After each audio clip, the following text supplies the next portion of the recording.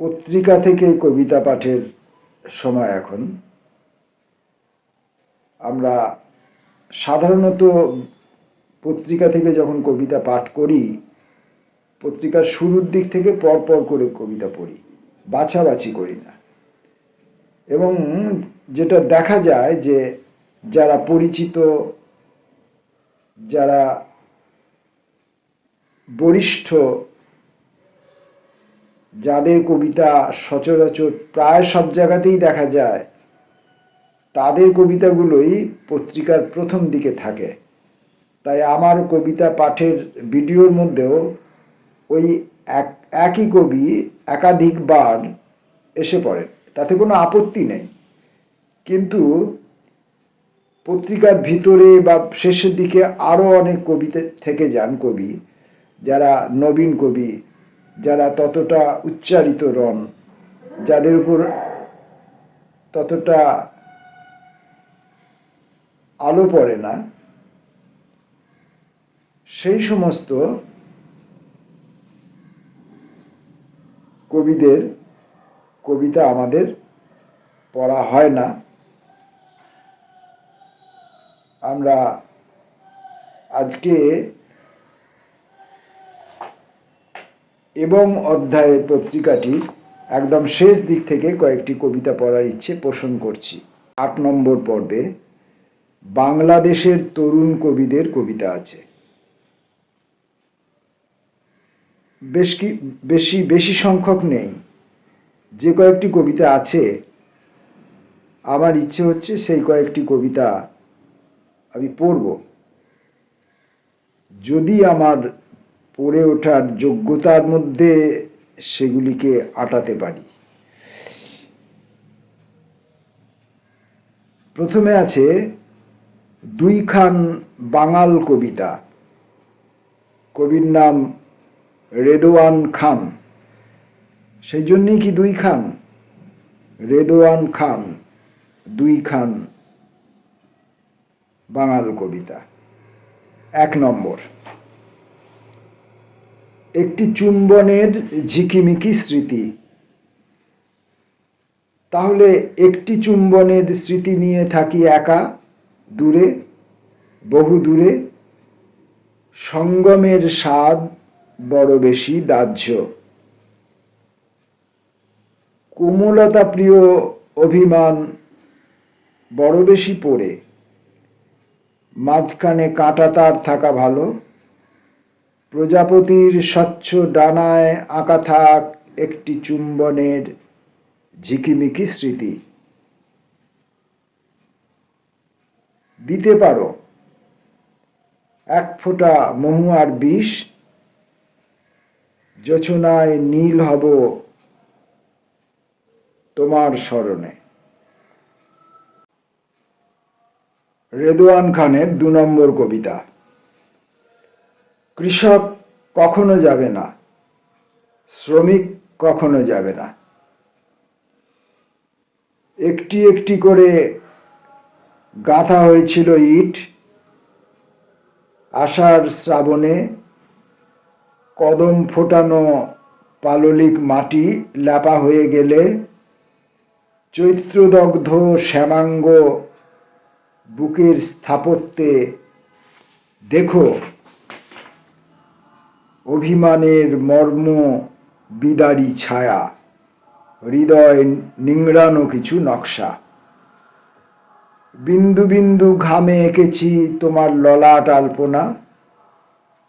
একইভাবে গাঁথা হয়েছিল শ্রমনিষ্ঠ ভালোবাসা। আমার জন্য কোনো শস্যদানা লুকিয়ে রাখিনি জামিনের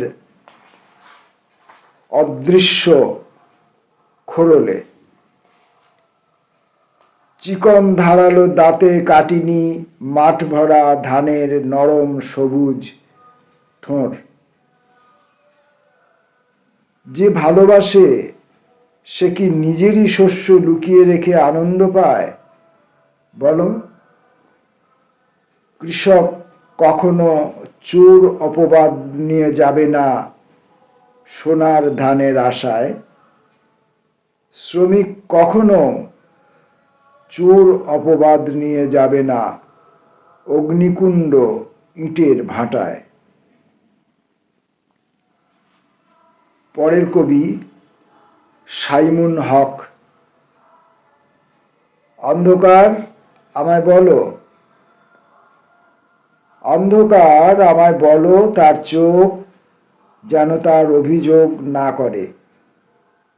আমারও কিছু কান্না দরকার, বুকের ভিতর যে মেঘ বহুকাল আহত পাপড়ির বেদনায় ছন্দ মাতাল। অন্ধকার আমায় বলো তার শরীর যেন আমি হেঁটে যাই সমুদ্রের পথ। তোমাকে ভাবতে ভাবতে নকশা করে ঠোঁট, জমে থাকা শরৎ নদীকে বলে যাবতীয় সব। মনে হয় প্রতিচ্ছবি কেবল, শশী নাম ধরলেই নক্ষত্ররা চুপ, বলে আমি নই মানবী কেউ। অন্ধকার বহে চলে, মাঝিরা যায় হেলে দুলে, একা আকাশে নীরবতা ভাঙে, আমার বুকে শুধুই স্পন্দন থাকে। থামতে হয় মহাকালে, ফুলেরা গেছে বনে অপরিচিত হয়ে, আমি তারে খুঁজি সকল অন্ধকারে। পরের কবির নাম নুসরাত সুলতানা। পৌরুষ ও প্রেম। এই অনাত্মীয় শহরের বুকে যেই তুমি পদযুগল রেখেছ, আমি কেবলই পাচ্ছিলাম কস্তুরীর ঘ্রাণ। কানে ভেসে আসছিল দূরবর্তী কোনো প্রণয়ের সুর, যেন কোনো প্রেয়সী সঙ্গোপন আহ্বান জানিয়ে যাচ্ছে তার স্বপ্ন পুরুষটিকে। যেন কোনো প্রেয়সী সঙ্গোপন আহ্বান জানিয়ে যাচ্ছে তার স্বপ্ন পুরুষটিকে। এক জীবনে রমণীয় সাধনায় তোমার পৌরুষকে যত না ভালোবেসেছি, তার চেয়েও বেশি ভালোবাসি তোমার মানবতা, প্রেম আর অক্ষমতা। তুমি কি কখনো ভেবেছ আমাকে নারী ভিন্ন কিছু? পলি রহমান। দেরি হয়ে যাচ্ছে। চিবুকের চুলগুলো কারণ ছাড়াই উঠছে। তুমি কি ফু দিয়েছ, নাকি এ তোমার দীর্ঘশ্বাসের ঝাপটা? রাস্তার দুধারে ফুলের ভারে নুয়ে পড়েছে চন্দ্রপ্রভার ডাল। সোনালুর লতাগুলো দুষ্টু বালিকার মতো দল বেঁধে দুলছে মাতাল করা হাওয়ায়। দুপুরের গা বেয়ে গড়িয়ে পড়ছে অবসাদের ঘাম। এসো, দেরি হয়ে যাচ্ছে। সর্ষে ইলিশের ঝোল গাঢ় হলে কিচেনের সমস্ত কাজ শেষ। চিবুকে ফু দিয়ে চুল সরিয়ে মন সরিয়ে দাও। দেরি আর দূরত্ব এ আমি সইতে পারি না। এসো, তাড়াতাড়ি করো, দেরি হয়ে যাচ্ছে। পরবর্তী কবি সোহেরা সারোয়ার। দাউ দাউ খুশবো। চারপাশটায় ফুল আর বারুদের সংযোগ। নিরালা দুপুরে সিগারেট উপুর করে চেপে আগুন নেভালে পুরু মাংসাশী ভোগে চলে গেল ফুল কুড়িয়ে, অথচ ঘ্রাণ বারুদের। চলে গেল ফুল কুড়িয়ে, অথচ ঘ্রাণ বারুদের। অনেকদিন পর আলিঙ্গনে বুঝলাম আমরা একরকম মানুষের গন্ধ ভুলে যাচ্ছি।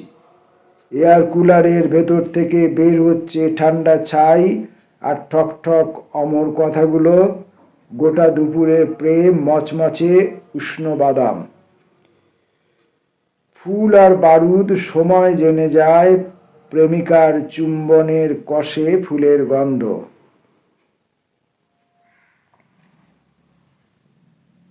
পরের কবি সাবিনা পারভিন লিনা। এই মুখ কার কাছে ফেরাবো? মানুষের মুখ আর চোখের দিকে তাকানো যায় না। ঠোঁটের কম্পনে ফোটে শব্দের ভয়ঙ্কর ছত্রাক।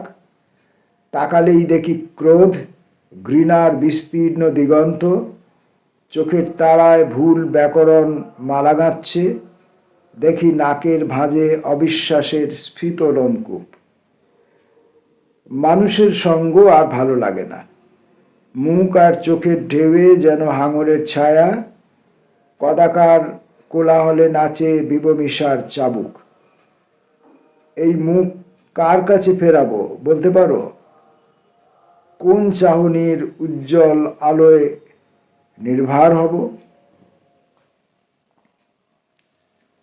সাম্য রায়ান পাখিদের সাথে। পাখি ভূমে এসে অবাক হলাম খুব। এর আগেও অবাক হয়েছিলাম। রাতে ও মধ্যরাতে প্রতিবেশী পাখিদের কোলাহল। এভাবে গল্প করা যায়? হয়তো অনেক কথা জমে আছে প্রতি কথাদের ভিড়ে। যতটা শোনা যায় মনে পড়ে শুরু থেকে সম্প্রতি। আমি দর্শক, নিষ্কাম শ্রোতা। যখন এসেই পড়েছি, অহেতুক দাঁড়িয়ে না থেকে গল্প শোনা যাক।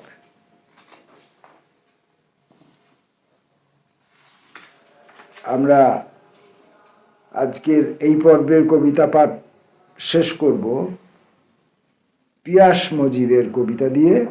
কুমিল্লা, কলকাতা, তেহরান। তেহরানের রাস্তায় হলুদ পাতার বুকে ঝরে আছে এত এত অক্টোবর।